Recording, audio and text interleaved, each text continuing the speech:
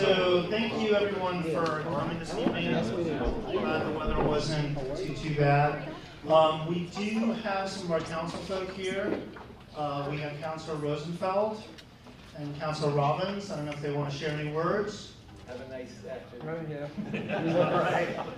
Give us some great ideas. Thank you. We've also got one of our community council members here, Tommy Lupo. And I think that's all for the boards that are here right now. So this is a joint project with the Tucker-Northlake CID, really building off of what was in the comprehensive plan. If you've come to the earlier meetings, looking at the downtown redevelopment. And you know, we had a survey on this. We had over 600 responses to that. You'll see a number of the issues that were discussed in the comp plan in terms of gateways and public art. You'll see some really interesting concepts on alleyways, civic space and green space. And then you're also going to have a market study. We had as part of doing this study, we incorporated a marketing firm to look at this. So you'll see information about demand for office, retail, and residential development for the downtown and what those options can look like. And then most importantly, really for this meeting, as you can see, we've got breakout sessions here and maps, so we're looking forward to getting your input on these concepts. So the other thing too I would definitely want to weave in here is, you know, the city's got a whole bunch of studies that we're currently doing in terms of parks, transportation. One that's very closely linked with this is we're also looking at rewriting our overlays and signs. And you'll see how all those projects are interweaved together. So again, thank you very much for coming out this evening in this poor weather.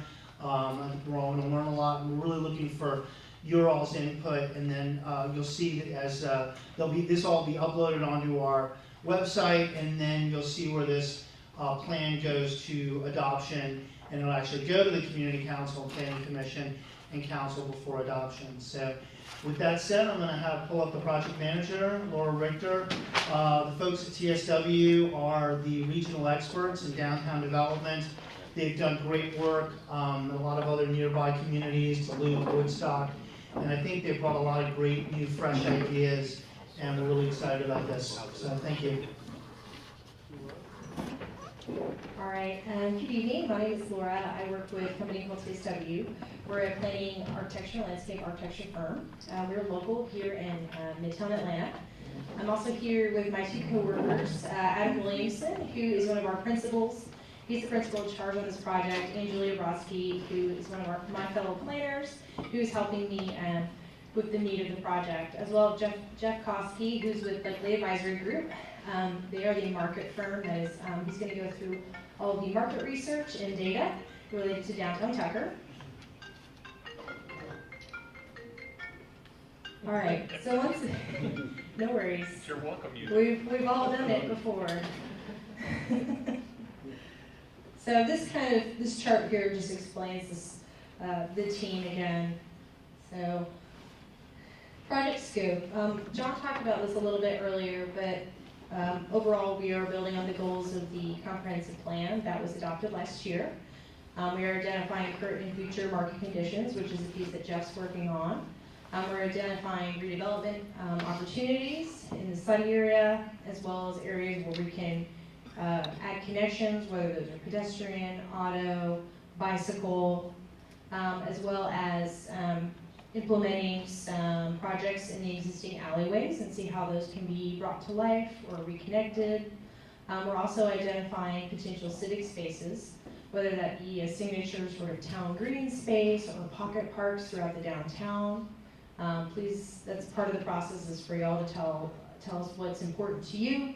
Also to explore options for gateways. Some of these were outlined in the comprehensive plan, and so we've looked at those recommendations. We want to talk about those further, which ones are the most important. And also we will be working cohesively with the other consultants. We're working on the park plan, historic resource plan, trail, transportation. We have a lot of wonderful synergy going on in Tucker. We want to make sure that all of it works together. And so this is our process that we've followed so far for this project. The first phase was before we came to you, we did our research and analysis. We read through all your previous plans. Jeff started his market analysis, and we did an existing physical conditions assessment of your downtown. Visioning, which is the second bubble, is where we are right now. We had our kickoff meeting in November, and we're continuing community engagement with this meeting. We also had an online survey, which had some visual preference questions and some writing questions about what you'd like to see in the next 10 plus years in the downtown. Our next phase, which will begin after this meeting and into March, we'll be looking at recommendations that we'll want to get feedback on from y'all and see how appropriate they are for the next 10 plus years in Tucker. And then once we have that feedback generated, we'll create a final concept, which will include a planning document and sort of a vision plan to start implementing. We'll point out priority projects, phasing, and put price tags and funding resources next to your project list. And so this is the study area. To the north, it's for the most part bounded by La Vista. To the south, Lawrenceville Highway, Main Street bisects the area. And this is also reflected on the maps that are on your tables if you want to get a closer look. And I'm going to go through some of the engagement that we've already done and what we've heard. We did some interviews with property owners in the downtown, which were directed to us by the City of Tucker and the CID.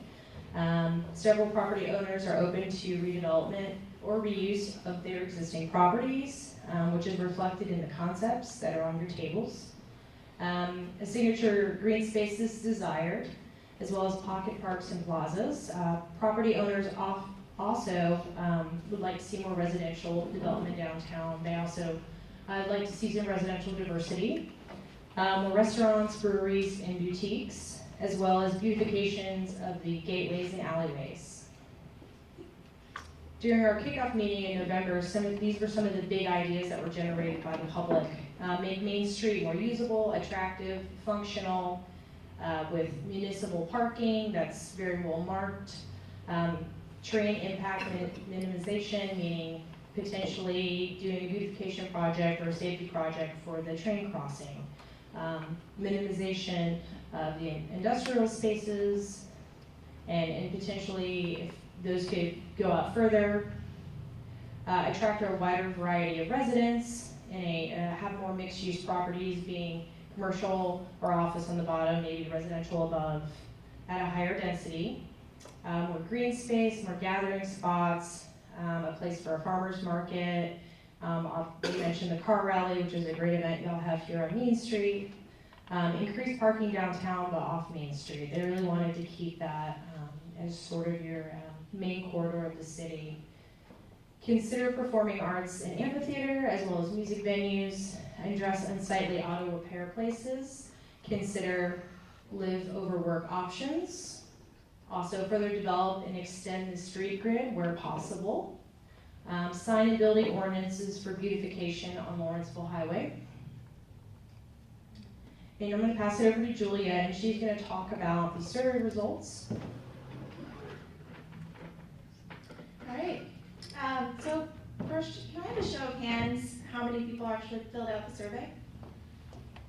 So it's a pretty good amount. We typically try to, when we send out a survey, we try to get at least 1% of the total population. And for Tucker, it's approximately 36,000, give or take. So we had 621 people who filled the survey out, and that's about 2%. So we did really well there. And so let me just talk about some of the results. So one of the questions we asked was, what do you find beautiful or attractive about downtown Tucker today? And so many people said stuff about how quaint it is, it's cozy, the small town feel, the colorful storefronts that you guys have, the old Tucker remnants of the historical buildings, and all the local shops and restaurants, and of course the people, and all of the streetscape improvements for Main Street. So those were what were mentioned the most. Another question we asked was what currently brings you to downtown Tucker today? And restaurants and dining again, events, farmers market, retail shopping, and then there's actually quite a bit of people who said they don't go or have very little. That brings them down to Tucker. So next question was, list the top 3 new activities you would like in downtown Tucker. So again, this is kind of similar answers, but park and green space is one of the biggest ones, and these are listed in order. So shopping and retail was second, concert, events, and festivals were third, restaurants and dining were fourth, and a dog park fifth, and then so on and so forth. So there's brewery, splash pad, biking trails, dessert shops, playground. What are some opportunities that could be added to downtown Tucker? People want to see more retail and again, a green space and a park, more parking, additional sidewalks, and some additional housing, restaurants, more walking and biking paths, and some mixed-use development. So again, it seems like 93% of people who took the survey want to see a town green. We asked whether how many stories people would be okay with in terms of buildings, how many stories in a building, and the highest they want to go is 3 stories. 51% were okay with that. What kinds of development should be prioritized in downtown Tucker? And the top 4 were restaurants, boutiques, mixed-use, breweries. And then the types of housing that they wanted to see, owner-occupied over commercial, so that's mixed use, more townhomes, and more small single-family lots. So the other part of the survey was the visual preference survey, and this is where we asked surveyors to look at different images that had to do with different gateways and how you can redo your wayfinding and public art, etc. And out of 4 images each, they were supposed to choose which image of each was the most appropriate for downtown Tucker and what they could see working in downtown. So for downtown gateways, the number 1 image was this image. 58% of people who took the survey would like to see like some sort of fountain or additional landscaping at the gateways. And then the second was the pedestrian scale type of gateway where it's meant for people instead of just cars. For wayfinding signage, traditional directional signage was number 1, and then banner and informational signage was number 2. People want to see more art, more wall murals. I know you have a few downtown already, but want to see more. Playable art was number 2. And overall, alleyways were voted most appropriate. Between all the images, everyone really liked the alleyways. So this was the most liked image. This is just showing restaurant and retail activated alleyways. So opening up that space for people to enjoy outdoors and have different have openings to entryways to shops and restaurants. And then these were the other images that were shown. They were all very highly rated. So multi-use trail and pedestrian-oriented alleyway, alleyways that could be opened up for event space and markets, and then an art walk type alleyway.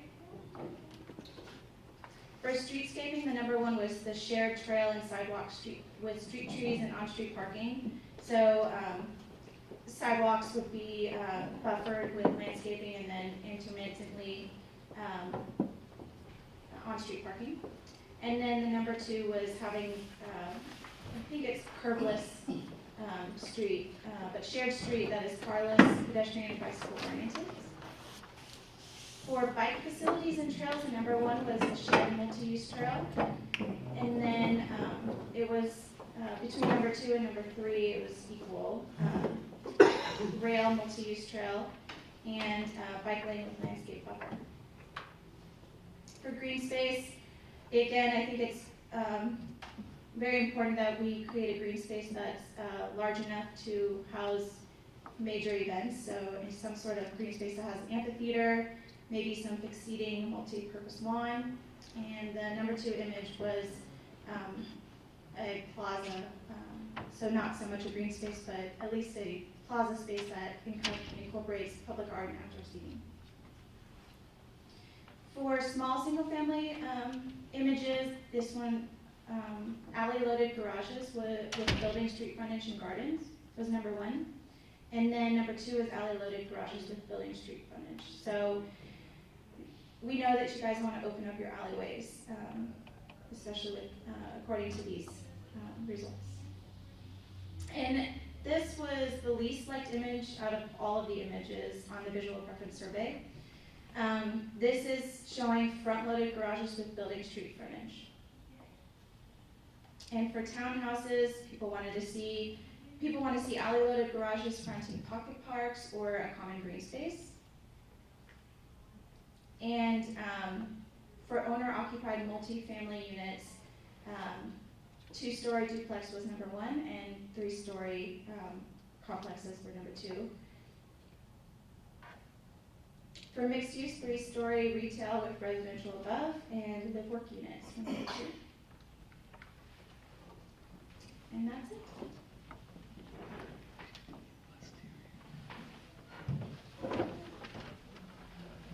Thank you, Julia. Hello, good evening. Again, I'm Jeff Koski, president of Blakely Advisory Group. So we work closely with TSW often, and in fact, we're in the same building. But we are real estate market analysts. So our job often in these situations is to measure supply and demand of real estate, right? Economics 101, if you remember back to your high school days, supply and demand of real estate. And so that's what we're looking at, and then we're also looking at trends going out forward and thinking about what are the trends here that are going to shape the built environment, as we say, right? So what are the demographic trends that are going to tell us, you know, in 20 years from now, what Tucker, who's going to be living in Tucker, who might be living in Tucker. So we looked at this kind of on a land use by land use basis. We looked at housing, we looked at retail, we looked at office, and we got a real good sense of what's here within the study area, within the CID, within the larger DeKalb County, and then tried to project forward, given the trends that are happening, what might happen in downtown Tucker. And not only what might happen, but also what should happen to help create the environment that the survey is kind of pointing towards, right? This kind of enhanced mixed-use walkable district. And so right now, if you kind of look at the demographics, right? If you think about kind of long-term trends, the nation we have an incredibly shrinking household in this nation. All right, I don't know if you realize this, but the world in which we were born into is gone. Right? Back in the day, half the households used to be 2 parents, 2 kids. All right?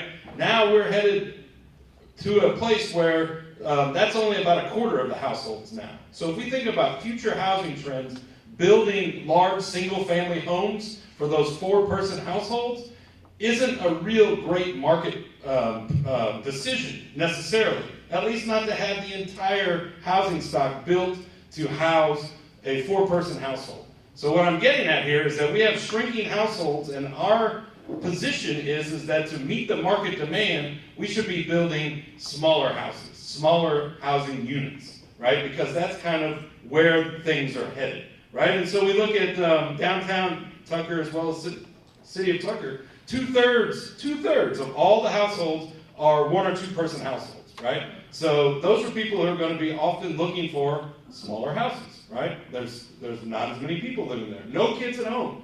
Almost 3 out of every 4 households in Tucker, which is a family place, and we know this, don't have kids at home, right? About half of, or 2/3 of the people in downtown are age 55 plus, and in the city of Tucker, it's almost half, right? So again, as we talk about expanding the housing mix in downtown Tucker, we're not saying you shouldn't have anything that appeals to a larger household. But given the market dynamics, we're recommending that you need some additional housing downtown, and it should be in smaller unit sizes, because that's where the market trends are. And will continue to be that way. But right now we've got a mismatch, right?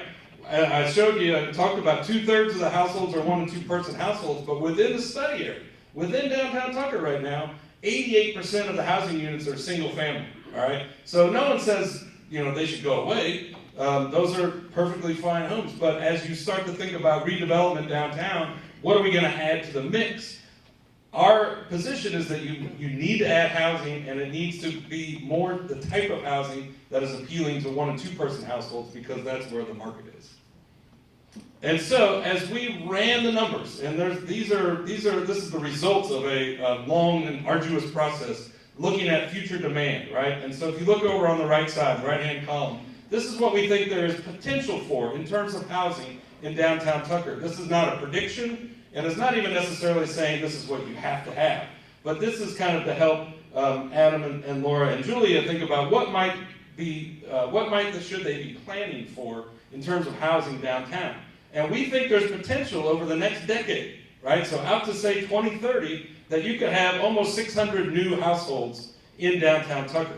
Most of them we think would be in some sort of multifamily situation, right? Where you've got units that are stacked on top of each other. But a third of them could be a townhome or a duplex or a quadplex or some sort of, again, a smaller unit attached. And we think there is opportunity for single family homes. The land opportunities, the land availability could hold back the single family opportunity, but we're probably looking at small single family lots, right? Small houses on smaller lots in the downtown area. Again, we're talking about just within the study area over the next 10 years, potential for up to about 600 new housing units. Now, that's going to become important in just a second when we talk about retail, because in the survey, right, everyone wants new boutiques, everyone wants new restaurants, right? But remember this saying, and I'll come back to it, retail follows rooftops, right? Retail follows rooftops, and so I'll come back to that. First, let me talk about the office market. We think there's an opportunity for more office in downtown Tucker, but we don't think it's in the kind of office that you have now necessarily. We think it's a new kind of office. It could be second story over retail, but it could be in redeveloped buildings. But there's an office user out there that is looking for something different, right? Is looking for not the gleaming glass towers, in the North Lake area, and not necessarily the old kind of office condos that you see in downtown Tucker, but kind of a new mix of office. And we think and often it wants to be in a downtown walkable area. So we think Tucker could have some additional office. Right now, you've got about 300,000 square feet of office in that study area, which is quite a bit. So we call it a big collection of little tenants, right? So the average building size is only 3,000 square feet. The average lease is only 1,500 square feet. So these are small office users, but they're out there, right? There are small office users who are, officing in downtown Decatur, officing in other kind of smaller walkable nodes throughout the region. Tucker could be that kind of place that attracts new office growth. And we think that's the case, because we know there's 4 million square feet of office users within the CID area that might be attracted to this type of thing, as well as the fact that you've already got high occupancy in the spaces that you have. So we think there's potential for growth.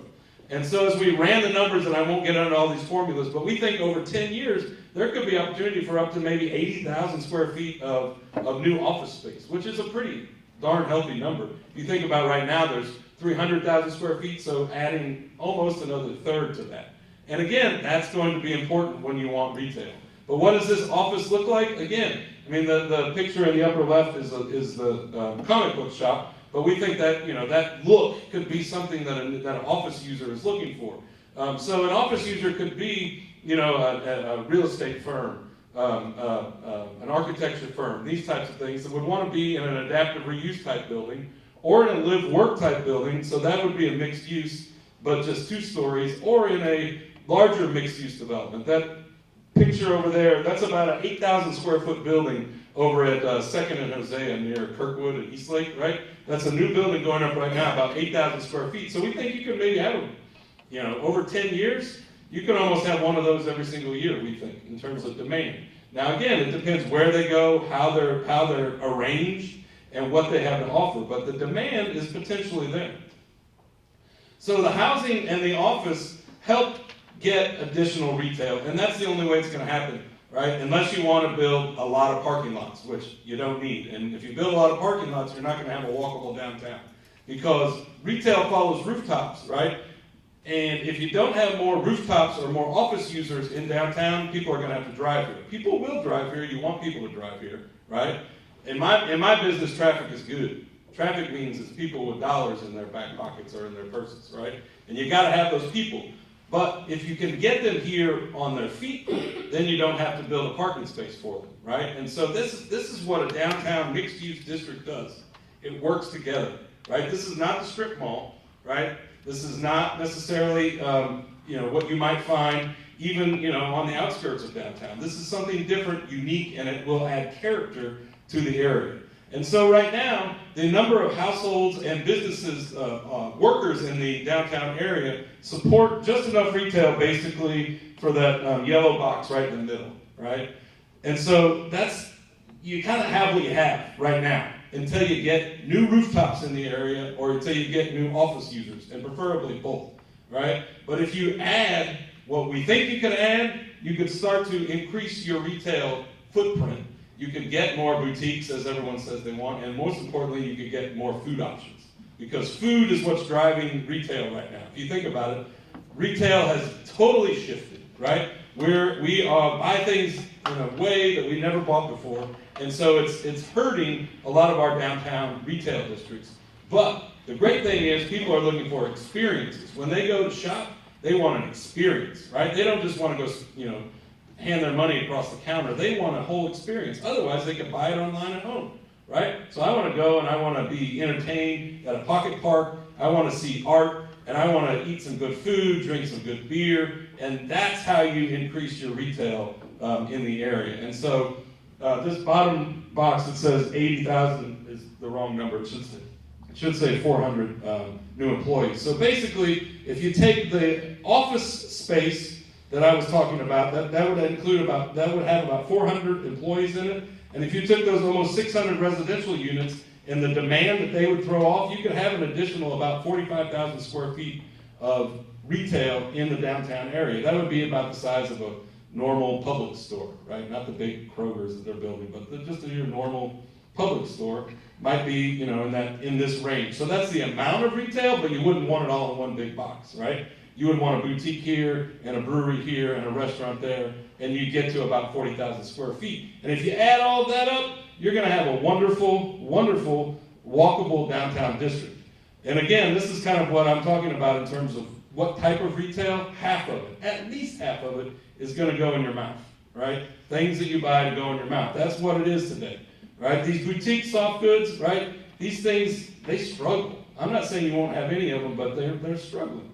Right? Downtown Decatur, downtown Woodstock, downtown anywhere in America, the downtowns are struggling with these boutiques, but you got to have some, all right? But it's going to be mostly food-oriented type of retail, and that's what will attract others. And when you get people to come here to eat, then they might spend some in these boutiques that they wouldn't be here otherwise. So a lot of words here, but this is just kind of a summary of what I've just said in terms of what we think is the potential. And again, this is not necessarily a prediction, but it is what we think could happen. And again, to get to the amount of retail that you all say you want, you gotta have more households in the downtown that can walk here.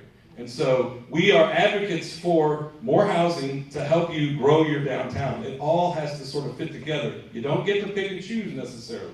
You can't have the retail without having the households nearby. Right? And if you have the households nearby, then you're going to get some more retail. And so again, in terms of what types of housing, it's got to be a mix, right? We would advocate for ownership and rental. We would advocate for a small scale. We would advocate for a small scale. 3 stories was in the survey. I might even advocate for 4 stories, because that's really how it has to get built, right? It's hard to find a builder to do a 3-story building, but they might do a 4-story building, right? Again, there's a lot to work out on the details there, but generally, that's what we think the outlook is. And all of that then has fed into the concept plans that TSW has put together.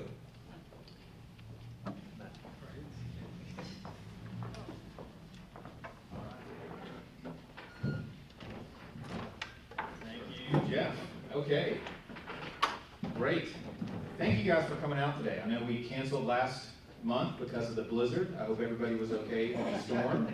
But we canceled, so thanks for coming out, and the weather was a little rough earlier today. That's the wrong direction. Here we go.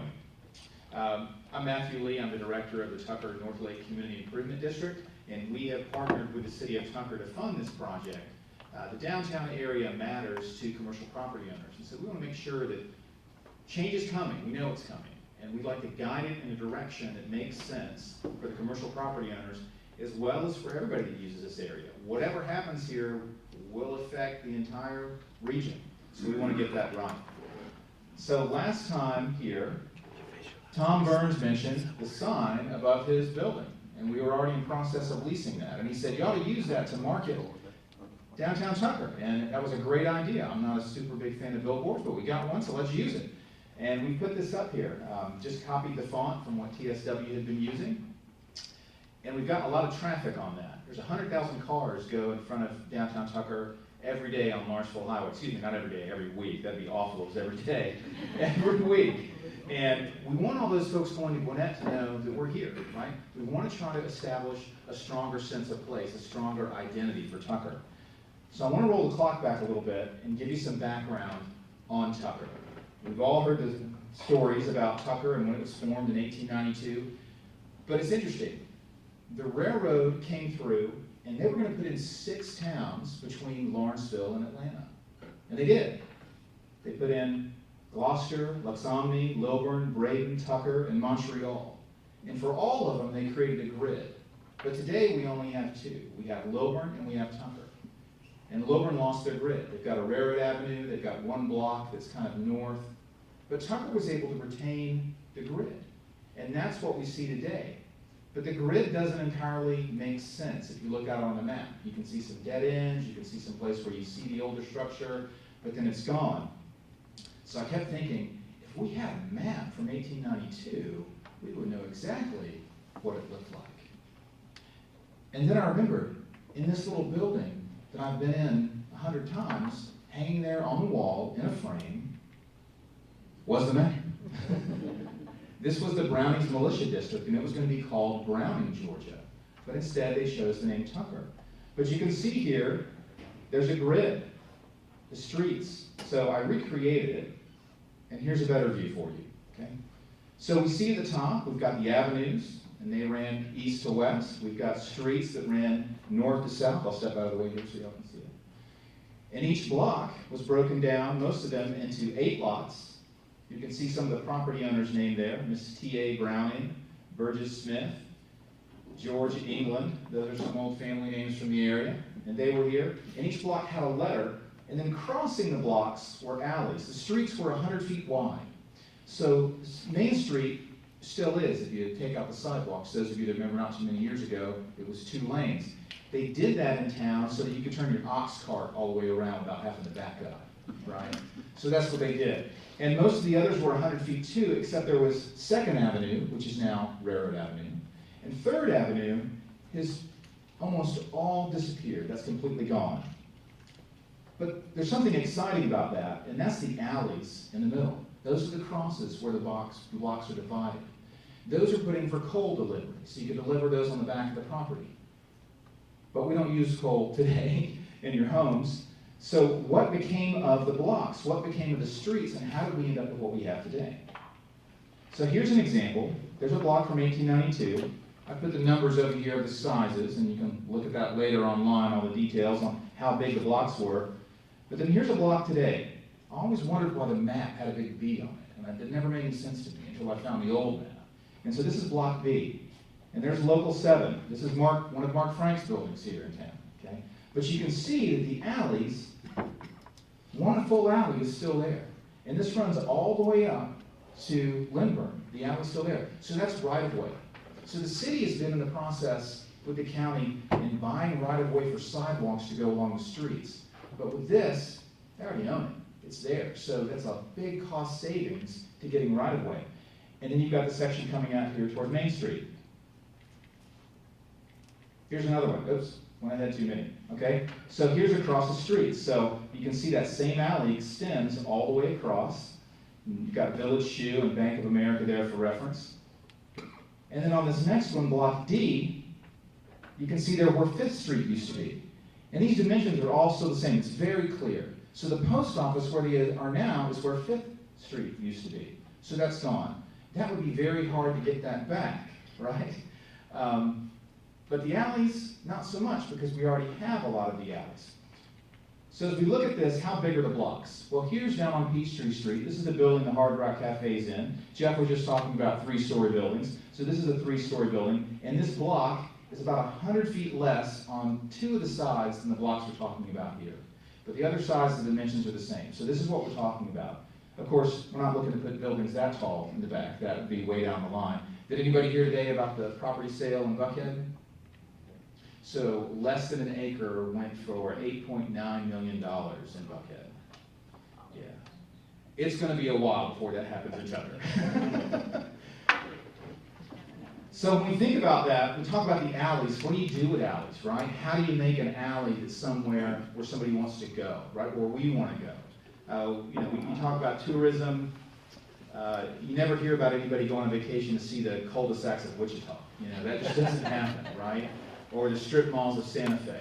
But you want to have a nice area, a nice downtown. So when we look at these alleys, here's an example of an alley with a gateway. And Adam, did I understand correctly, you designed this one? Yes. Okay, great. So it's a TSW alleyway. So having an alley gateway, it helps create a sense of place. Helps create a name, right? If you're a property owner, you want to have that for your tenants. So there's a name, and we want to have good names for these alleys. They're there. Maybe historic names, maybe some other names. We'd like to name the alley, so there's some identity there. And the idea with the gateway is, notice it's not attached to a building. So the buildings can come and go, but the gateway stays and the identity stays. So you've got some options there. And it's pretty big. If we look at how big are the alleys, well, here's the back side of EB Jewelry. And the other side there, the building that houses Garden Enthusiast and Lux Nail, Freakin' Ekin, Local 7. So you can see how wide this is. It's roughly 20 feet. You've got some cars parked there. This is all private property on the back side. But imagine if this alley was activated. The photo that showed that people like would have the lights going across. If the paving here was better, there'd be a great opportunity for an outdoor restaurant on the back side of it. There should be all kinds of opportunity. There'd be more opportunity for these buildings on the side to do a lot of different things, to have entryways. This really opens up possibilities. So here's what, speaking of the Garden Enthusiasts, if we step down that alley a little further, this is what Linda Carr had done. She decided several years ago to activate the space. And she put a garden back there. And it really shows how you can clean things up and make them into a nice, usable space. And so she did that. So it's gone now, but that was a nice opportunity there to show people what could happen. I used to walk folks back there and they would go, wow, I can see this. I can see the vision of something happening in these alleys. So here's a place called Brightleaf Square in Durham, North Carolina. So it's an old building, but what they've done is they've basically put an alley in the middle, used this space, and then there's build-outs on the side where you've got restaurant space there. So thinking about alleys, we've got restaurants along Main Street, but you've still got cars going by pretty fast. Okay, what if we had restaurants along the alleys with those access points? So you're away from traffic, and it truly is pedestrian friendly. That really increases the opportunity on what a property owner can do with that space.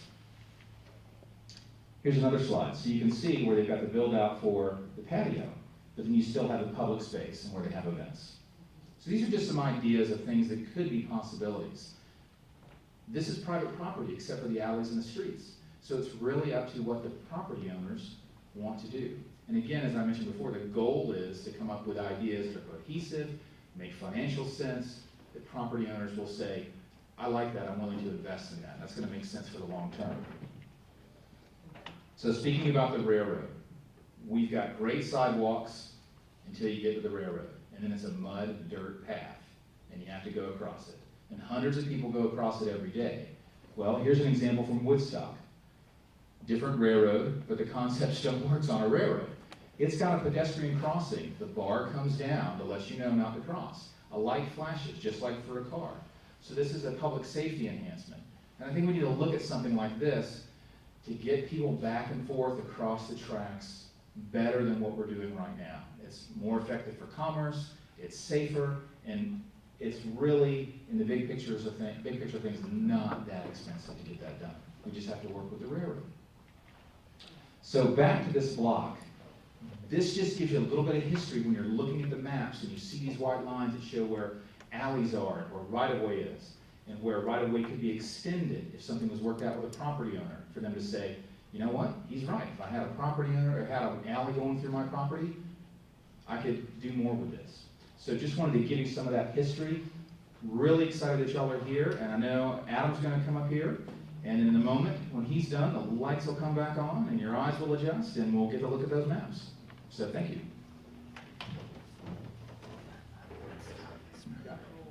I have 2 slides, so you guys are like Adam Williamson with TSW.